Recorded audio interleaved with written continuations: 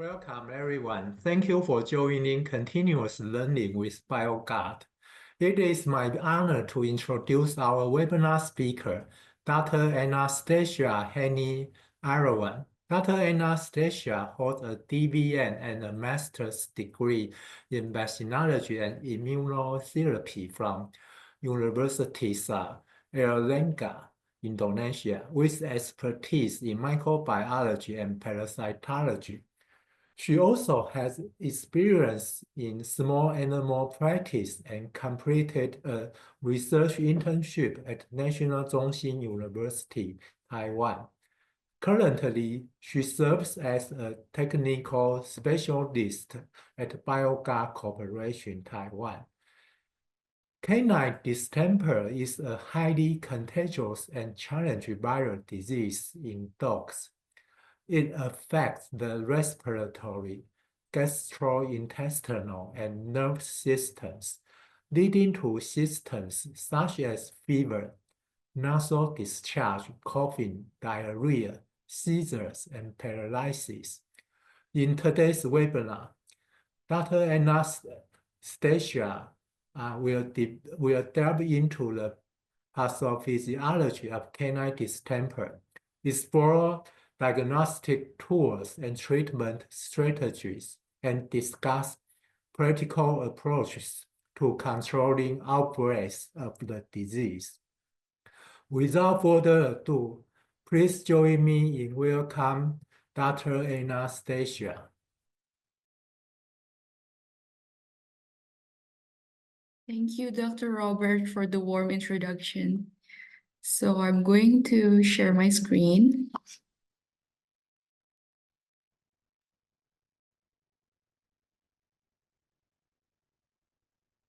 Okay, so good evening, everyone.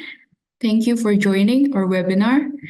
I'm Dr. Anna, and today we will be discussing about canine distemper, mostly about its diagnosis and treatment. So we will start with the history of canine distemper virus. So on the 15th century, Spain invaded Central and South America. And during that time, there was also a measles outbreak in the Europe. So when they invaded the Central and South America, they brought the disease with them, and it also infects the locals there. And besides bringing the disease, they were also bringing hunting dogs. And these hunting dogs, they're regularly exposed to the measles-ridden human because there was like a lot of human corpse on the streets. And during that time, then these dogs start to have similar diseases. And so the first description of CDV disease was made by Antonio de Ulloa in Ecuador and Peru.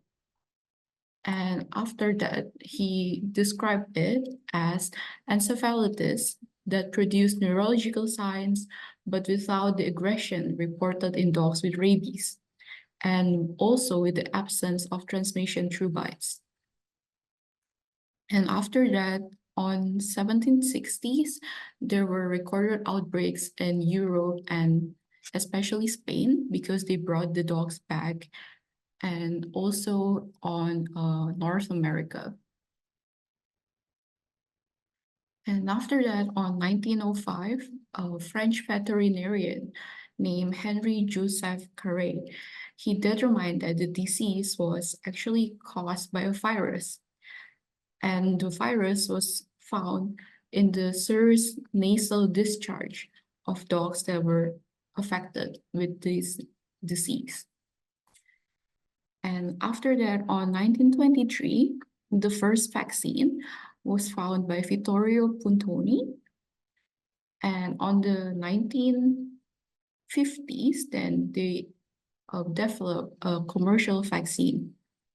And since then, the virus keeps spreading all over the world to all different species of animals.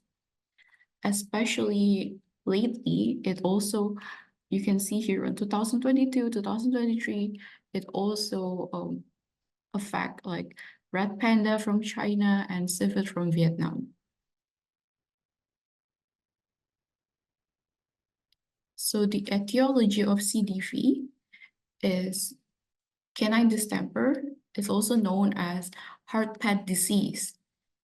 It's called heart pad disease due to the hardening of the footpads and the nose, like the nasal plenum, that can occur in infected dogs. And it's also called caries disease because it was also found by the French veterinarian Henri Carré.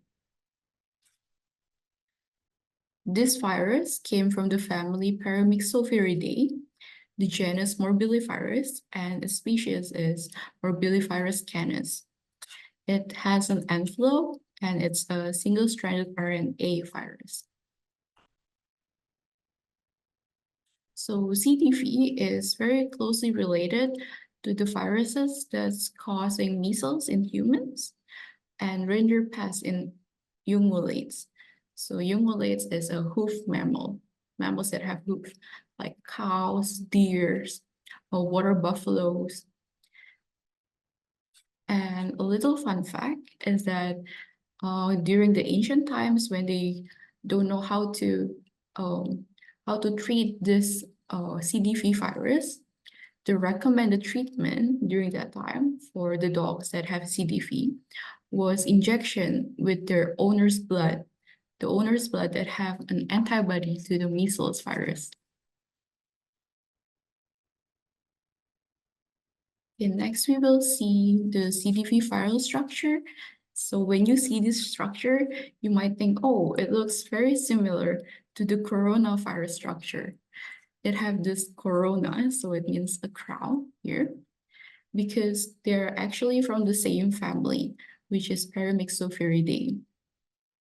And the outer envelope of CDV, it contains the hemagglutinin protein and fusion protein, which is important in the cellular attachment and entry to the host cells. And here they have a matrix protein, which is the most abundant protein. And in the virion, so it's located in the virion, it's also important for cellular entry. And in the core, they have a nucleocapsid, which protects the genome, and a phosphoprotein and large protein, which is useful for the polymerase complex. Now you can see a map of the world here, and this is also the map of the spread of the CDV virus. So it is more focused on Central and South America, a little part of the North America, Europe, and Asia.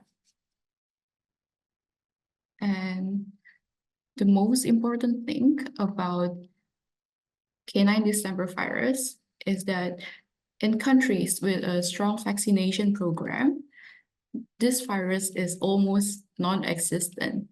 So it's like eradicated. So for example, here in Taiwan, I've talked to some colleagues and I speak to the Bioguard's reference lab, and they say that it's been a while since they see this virus, maybe like around 10 years ago, because the vaccination program here is very strong. So in the lab, it's also almost non-existent. It's a very rare disease here. So CDV is a very, very highly preventable disease.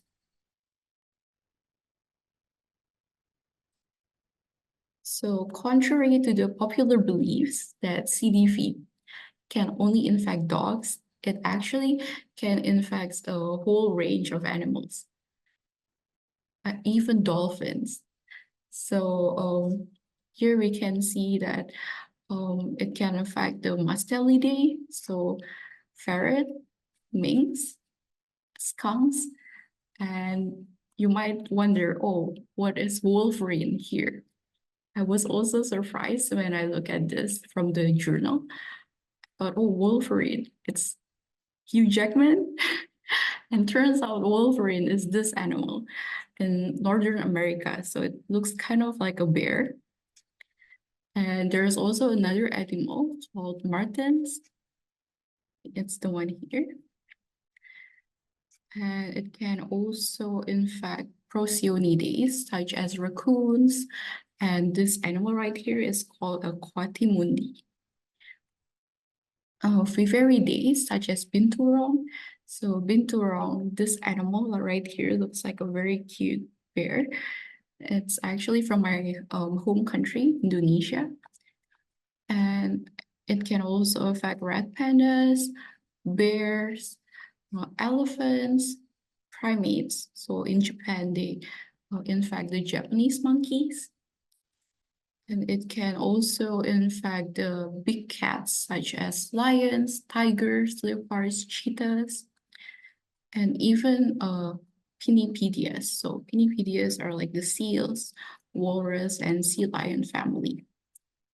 So the CDV, it can infect so many animals because it can easily mutate in the hemagglutinin gene. So in the HN gene, it mutates very easily. And then that's why it can cause the spreading to this other than these animals. However, the domestic and wild dogs are still considered to be the main reservoir of this host. And when I was reading about this disease, it made me think, oh, maybe this is why the pets are banned in zoos. Because like imagine if you're bringing a dog that's infected to this of the CDV to the zoo, and then it might infect this wide range of animals, and it will cause so much trouble. So CDV often occurred at young and unvaccinated dogs at around 3 to 6 months old. So this is when they're starting to get weaned from their mothers. And during this age, the maternal antibody is already decreased, but their immune system hasn't fully developed. So that is why they're very easily infected with this disease.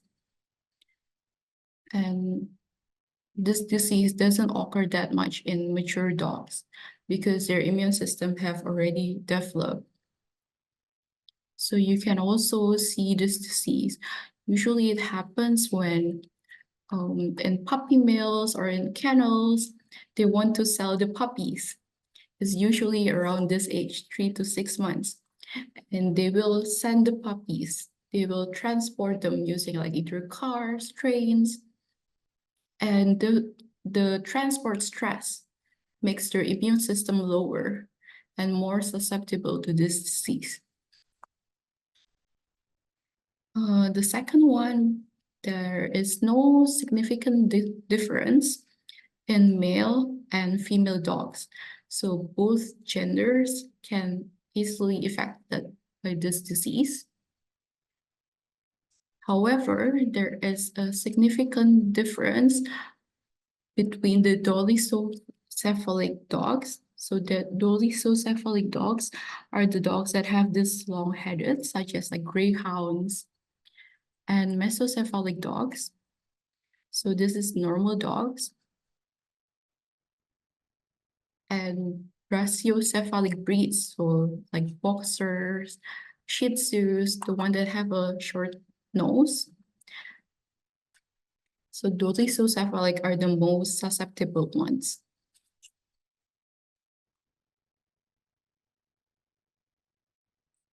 So CDV mainly transmits through direct contact, and it can also transmit through aerosol and droplet secretions, such as when the dog is sneezing or coughing.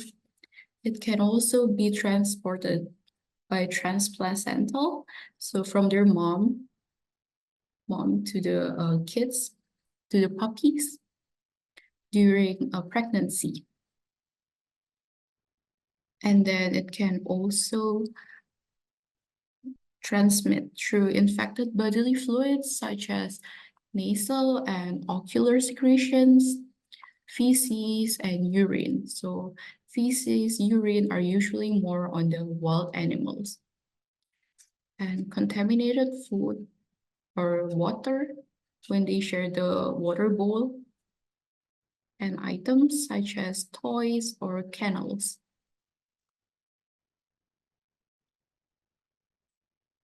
So CDV is shed as early as day 5 after infection, before the onset of clinical signs. And this viral shedding can continue for as long as 3 to 4 months, but usually it resolves after 1 to 2 weeks. And the good news is that CDV is very susceptible in the environment. So if you just use heat, drying, or disinfectants, such as household bleach or Lysol, it can easily be disinfected. And then you can also use a UV light. So you just dry the stuff under the sun or by heat. So around 50 to 60 degrees Celsius for 30 minutes. And secretions, it can last for an hour at 37 degrees Celsius and 3 hours at 20 degrees Celsius.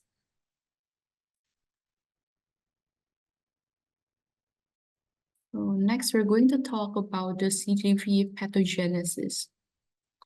So through those different transmissions, for example, the droplets, the virus enter the body. So it can enter the body through the nose, for example, and then it will replicate in the lymphatic tissue of the respiratory tract. So on the tonsils here, and then the virus will infect the macrophages in the lymphatic duct, and then after that, it will enter the bloodstreams. And from the bloodstreams, then it will enter different systems such as respiratory, gastrointestinal, urogenital, epithelial, almost all systems in the body.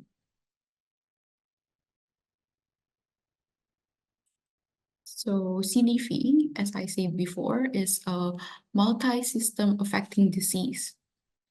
So it can affect gastrointestinal, causing enteritis, respiratory, causing the pneumonia and coughing. And then on the skin, it can show off some kind of rash, and also the nasal and footpad hyperkeratosis. And then on the CNS, on neurological sides, it can show us like seizures. And on urogenital, it may cause abortion and infertility.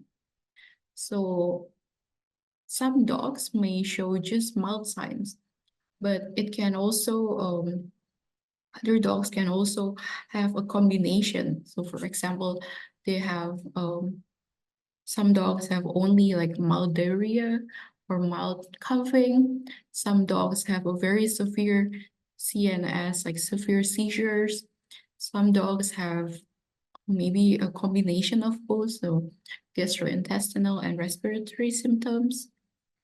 And usually for this disease, because it also lowers the immune system, it attacks the macrophages.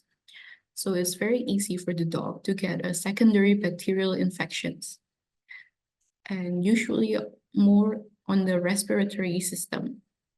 So in the respiratory system, it can be combined infection with kennel cough, Bordetella bronchiseptica, or might also be combined with canine adenovirus.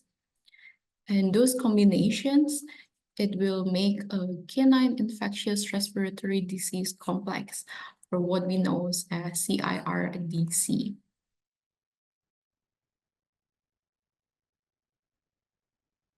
So on the clinical signs, incubation period, it usually lasts during 3 to 6 days after infection. And then the first thing that we see when a patient comes to our clinic is usually a diphasic fever. So diphasic fever is a fever that have two distinct peaks. So usually it have a high fever, very high fever, up to 40 degrees Celsius usually. And then after that, the fever will go down by itself. And you will think, oh, the dog has recovered. But then after that, after a day or two, the dog will have the high fever again. So sometimes even a higher temperature than the first one. That's why it's called a diphasic fever, because it has two distinct peaks. And then because of that, usually the dog will have no energy. So the dog is very weak, and the dog have anorexia and dehydration, which is very common. And on the respiratory signs, the dog might have a nasal discharge and an ocular discharge. So for the nasal discharge and the coughing discharge, it's usually serous. However, if it's combined with the bacterial infection, then you can see a mucopurulent. So you might see a very thick and greenish color. And because of this, the dog will have difficulty breathing and also coughing. And then ocular discharge is usually bilateral, meaning both eyes. Next, for the gastrointestinal signs, is usually vomiting and diarrhea because of the enteritis. So the diarrhea can be mild. Sometimes it's just only soft stool, but it can also be a very severe one, such as there are blood in the diarrhea. And on skin, we can see fascicular or pustular dermatitis. So there are a lot of redness and have this kind of like acne like. However, this is very rare. And sometimes it also will have a very redness all over the body. And it looks kind of like demodicosis, but it's not. It's actually CDV. And on the chronic side, so the chronic signs are hyperkeratosis, which is the hardening of the footpads.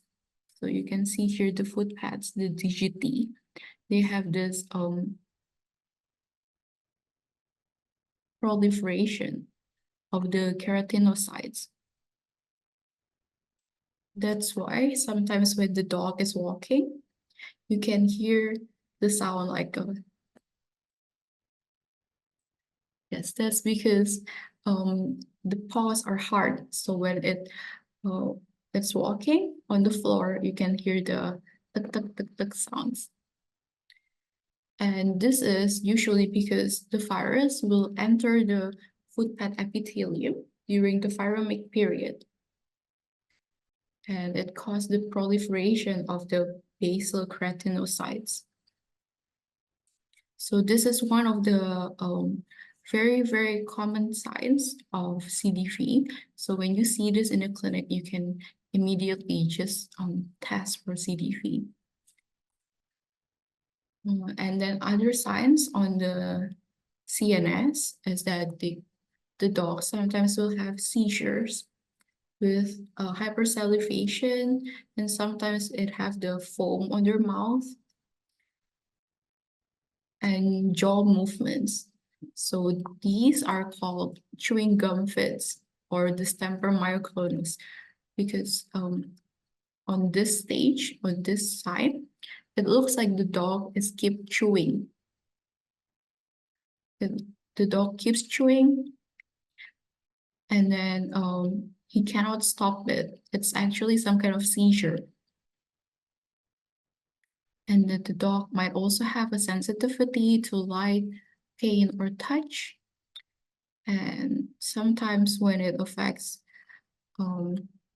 very hardly, the dog might have incoordination and head tilt. The dog might keep circling, and he also might have paralysis. So paralysis can be only in the hind leg, and it can also be on all four legs. For ocular signs, the dog might have blindness, but this is less common. And then uveitis, conjunctivitis, cases, and the dog can show a gold medallion lesion. So gold medallion lesions are usually one of the signs when the dog have been healed from canine distemper, and the dog grows older, and it will show like a shiny color in their eyes, which looks like a gold medallion.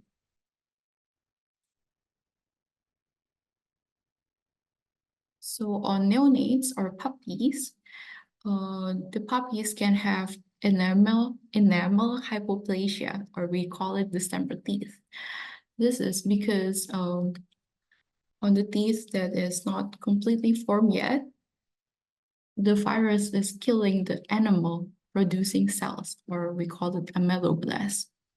And this affects the teeth, and the teeth can like erode quickly, and it have this irregular appearance. And then it might also show a partial eruption, oligodontia, and infection of the teeth. So usually when the puppies survive from CDV and become adults like this, we see this very large and like irregular enamel defects. Besides that, the puppies can also get hypertrophic osteodystrophy.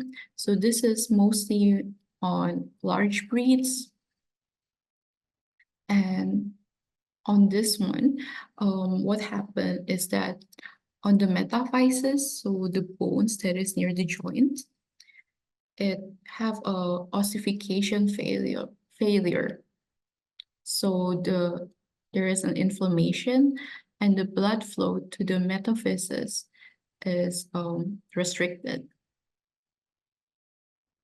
Other than that, it can also be a stillbirth or abortion, so the puppies may not survive when they were born.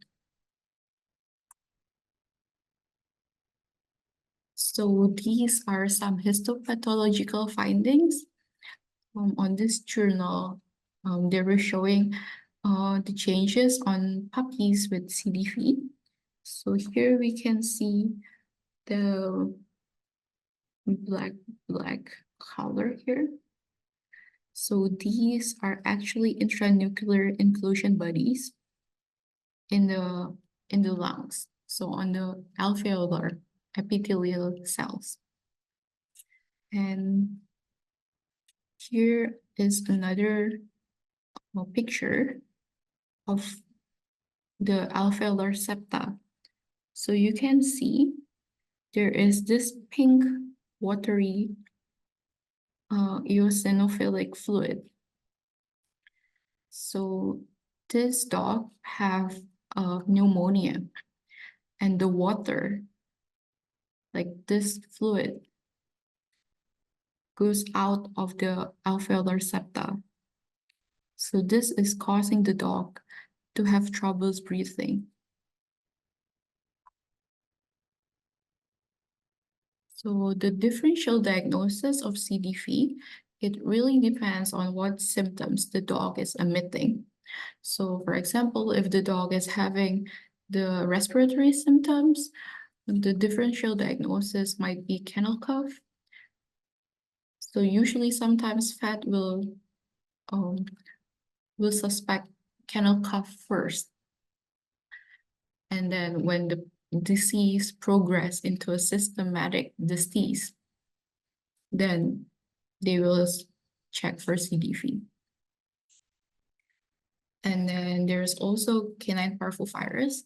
So canine parvovirus, usually it's a dual infection with CDV. It's very common to have those both positive.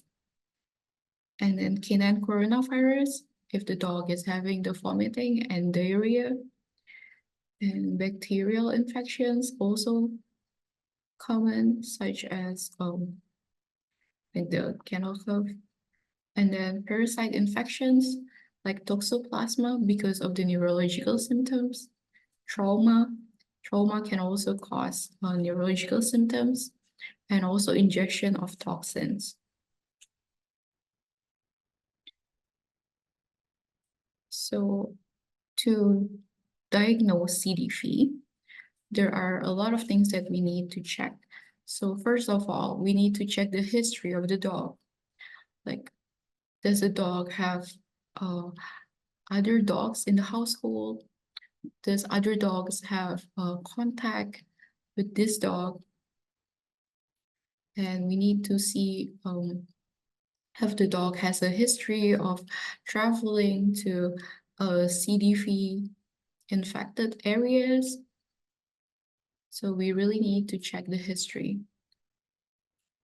And then clinical signs, of course, we need to see what kind of clinical signs the dog is showing. And radiology, so radiology, we can do some kind of x-ray. So usually we will do a chest x-ray to check if the dog have pneumonia. And you can also try to do MRI in some cases. And also laboratory tests. So for laboratory tests, we can check for PCR testing, which is one of the most sensitive testing, and rapid tests. So rapid tests, we have antigen and antibody. And we can also send the samples to check for cytology. And usually if we check for cytology, we might be able to see the intracytoplasmic inclusion bodies. So these dark circles on the leukocyte.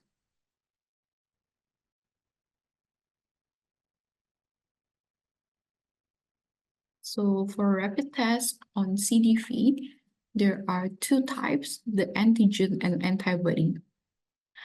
For antigen test is usually to detect the protein that's in the virus. So this is very useful to detect for active infection.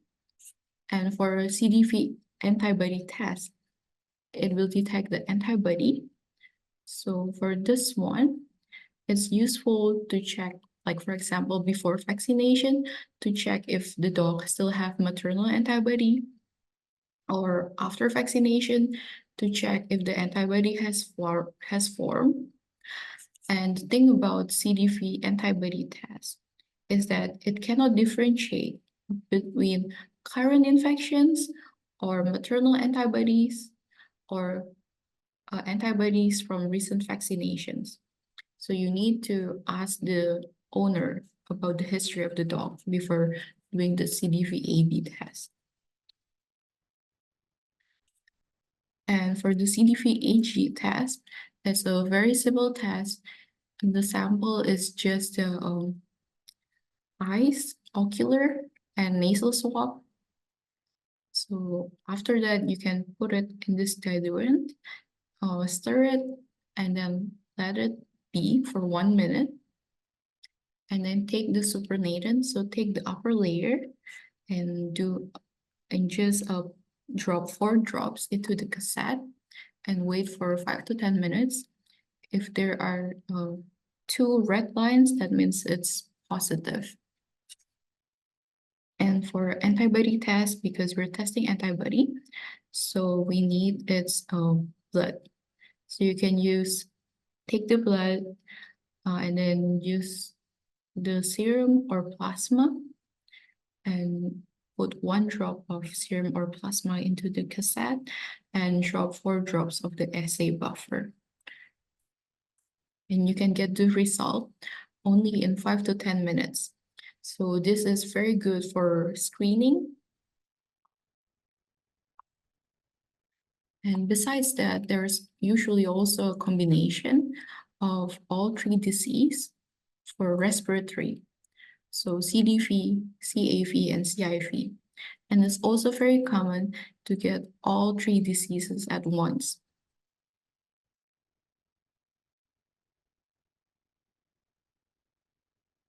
So for the PCR test, you can use Q-Mini, and Q-Mini, it's very easy to use because we design it for vets in clinic use.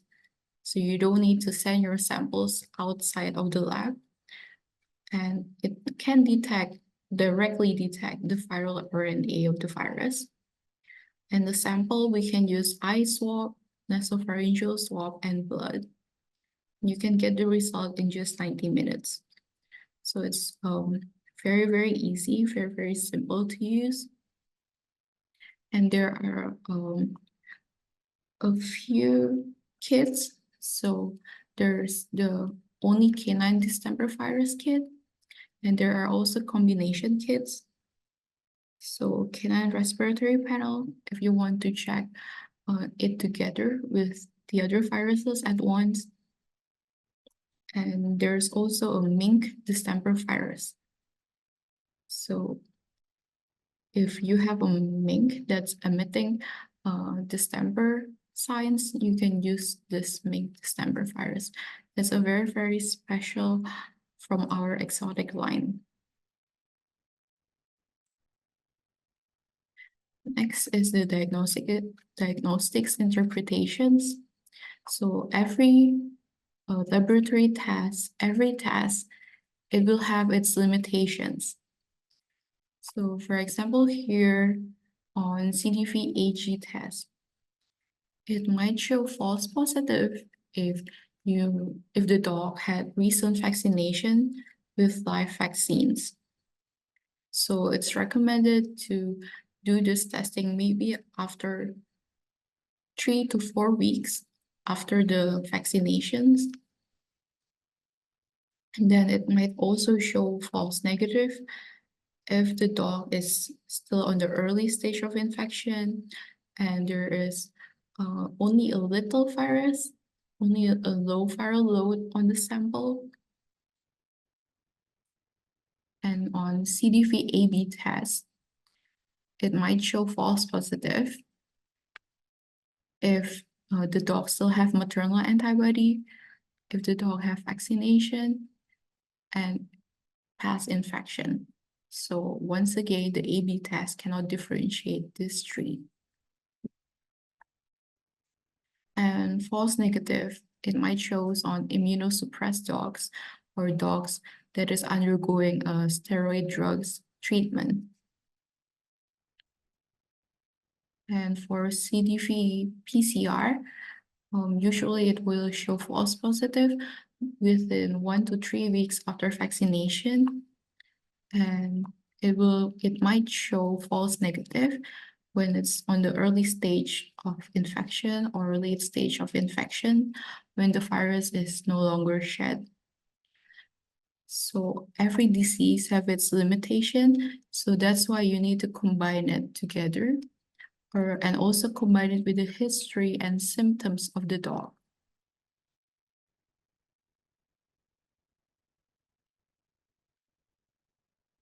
So for the treatment, there is currently no specific antiviral medication for CDV. So we usually treat the cases symptomatically. And for example, if the dog have secondary infections, like from bacteria, we can give amoxicillin or doxycycline. And I think the good ones are enrofloxacin or azithromycin because it can penetrate deep down in the lungs. And if the dogs are showing gastrointestinal symptoms, then you can give anti-nausea because if the dog is vomiting, you can give metoclopramide. And if the dog have diarrhea, for example, severe diarrhea, You can give loperamide, and if it's not that severe, you can just give kaolin and pectin. And if the dog is in pain or it have a fever, you can try and give acetaminophen. And for seizures, you can give phenobarbital or diazepam. Usually diazepam is per annal. And for eyes, you can just give BNP ointment. So BNP stands for neomycin, polymyxin, and bezitracin. Just put it on the eye around 2 to 3 times a day. And if the dog have a KCS, you can try and give them artificial tears. And for cracked footpads and nasal plenum, you can just give Vaseline or just any kind of moisturizer, it's okay. And please note to always avoid systemic steroids because steroids are immunosuppressive and it can delay the healing of the dog.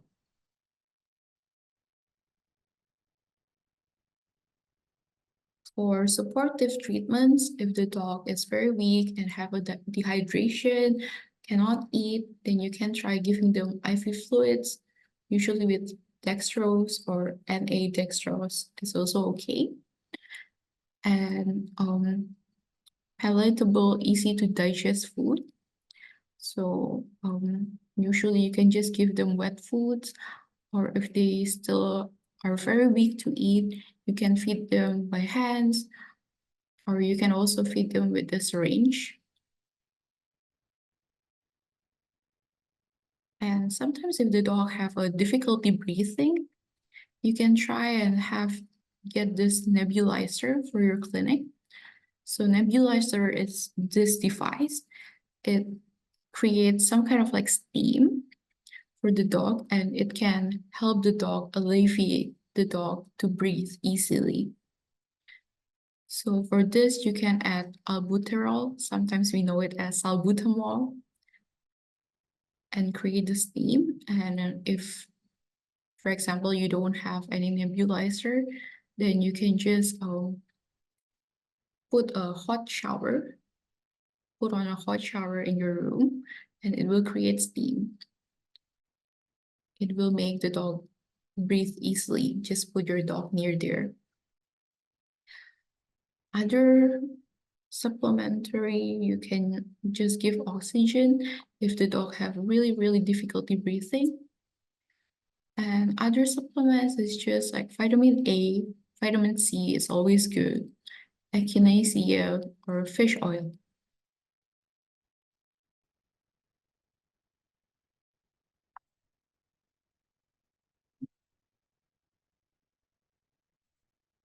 So other treatments, this is a very new drug. It's called favipiravir. So there are research that shows that it can inhibit viral replication for infection in vitro. So this publication is still doing it in vitro. However, until now, it still haven't been tested in vivo. So we're still not sure if this is really safe for the dogs yet.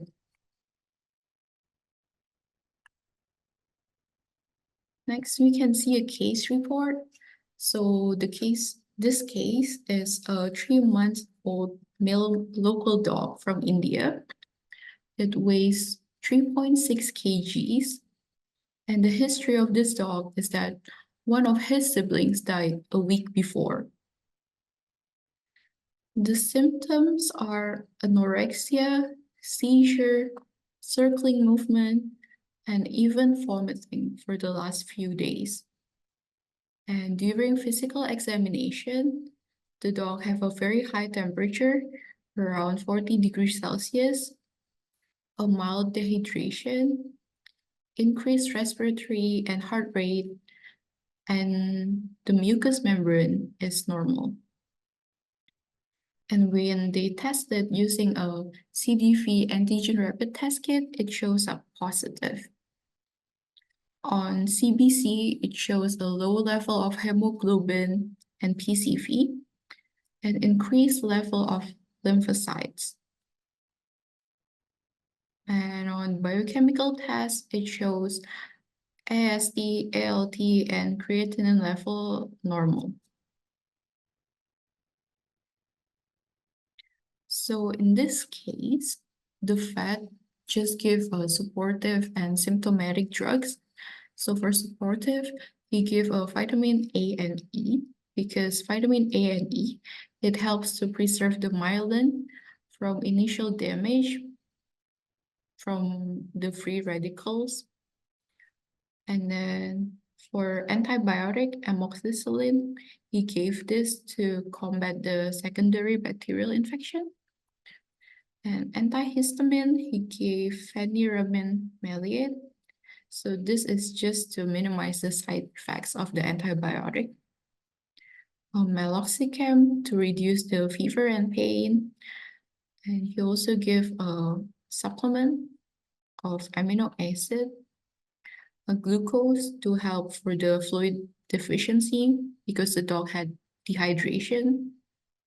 And then phenobarbital sodium injection. This is to stop the seizures. So after 3 days, because the dog have a very, very severe seizures and symptoms, then the owner decided to euthanize the dog, unfortunately.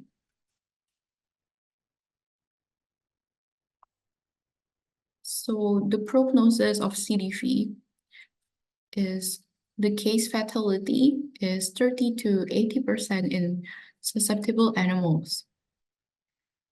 The prognosis varies highly, depends on the dog's condition. So for mild respiratory or gastrointestinal signs, which is not that severe, usually the prognosis is good. However, if the dog have a very, very severe neurological symptoms, the prognosis is poor. So the good news is that for recovered dogs that survive the CDV, they're usually immune to reinfection for a very long time, and some even say for life. However, most recovered dogs will still have a virus in their CNS, so they cannot recover completely. And sometimes it will still show residual muscular twitches, or even sometimes they will still show seizures. And this syndrome is called the old dog distemper.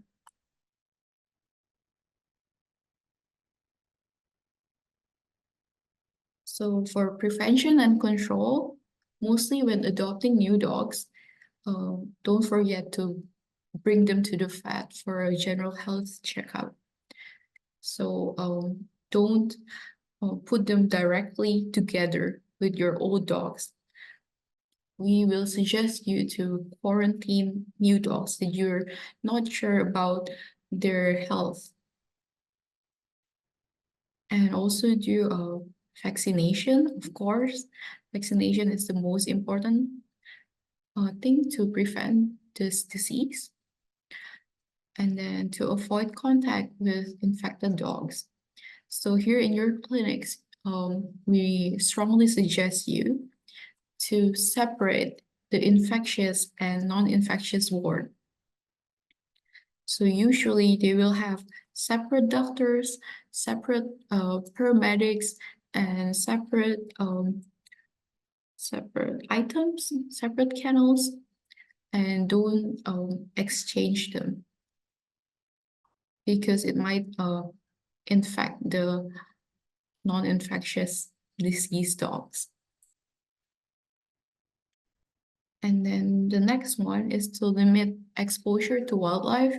So please refrain from bringing your dogs to go hunting or to go hiking, because we'll never know if the animals in the wild, if they have CDV or not. So it's better to be safe. And then next one is just to maintain hygiene in kennels, shelters, and communal spaces such as dog parks. Because this disease is very infectious, highly infectious, and usually in these spaces, like small spaces that have a lot of dogs at once, like kennels, shelters, they're very prone to this disease.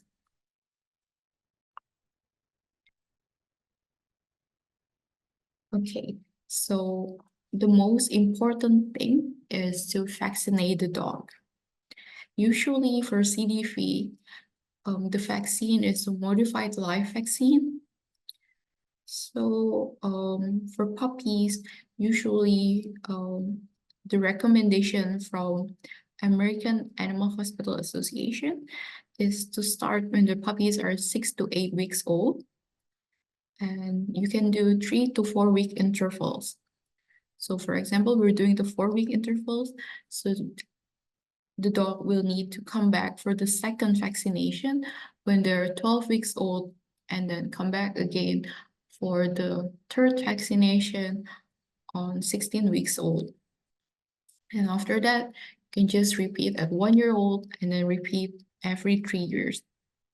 And ideally, the pups should be isolated for at least 7 to 10 days after the vaccine is administered. Because during that time, they might get the side effects of the vaccine and they're still prone to the disease. And for adult dogs that is older than 16 weeks old, you can try giving the initial 2 vaccines first, around 2 to 4 weeks apart, and then repeat at 1 year old and repeat again every 3 years.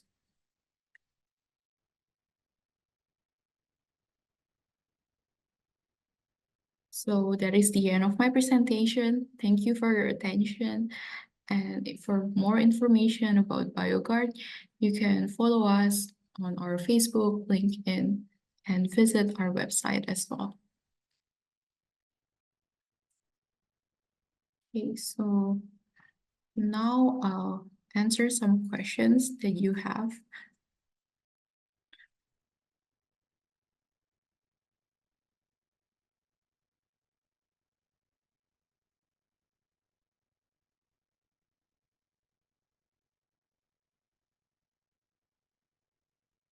Okay, there is a question from Maria Christina regarding on the old or full-grown adult who survived from CDV and shows neurological symptoms.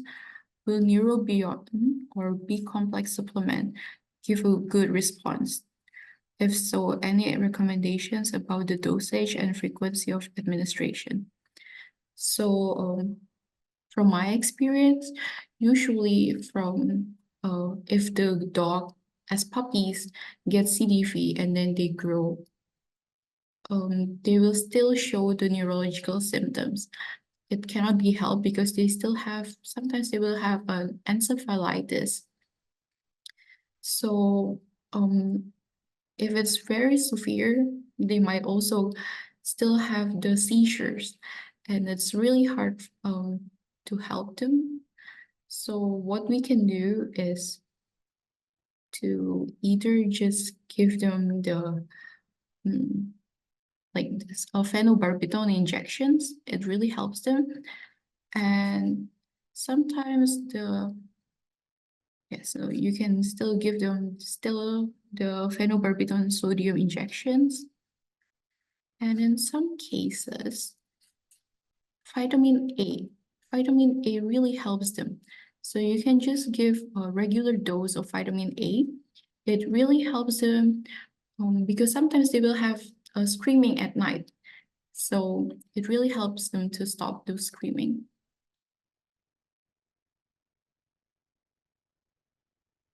Okay, another question. If the puppy is vaccinated against canine distemper at 6, 10, or 14 weeks, does it need to be vaccinated for the 4th time if it's less than 16 weeks old? No, you don't need to. So you just need to do the yearly. So repeat at 1 year old and then repeat again every 3 years.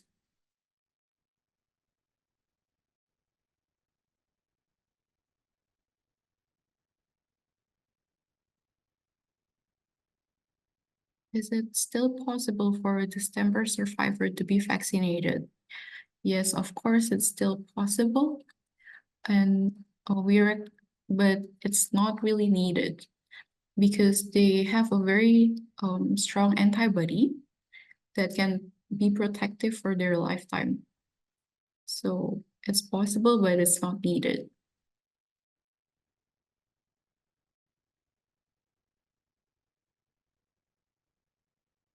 Okay, since I don't see any more questions, I'll give it back to Dr. Robert. So thank you all for attending this webinar.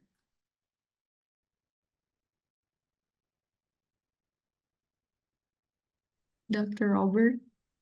Yeah, thank you, Dr. Anna, for the outstanding lecture. We also appreciate everyone who attended this webinar. We look forward to seeing you at our next sessions. And by the way, if you need a PPT, please leave your name and email on the Q&A session. And thank you and good night.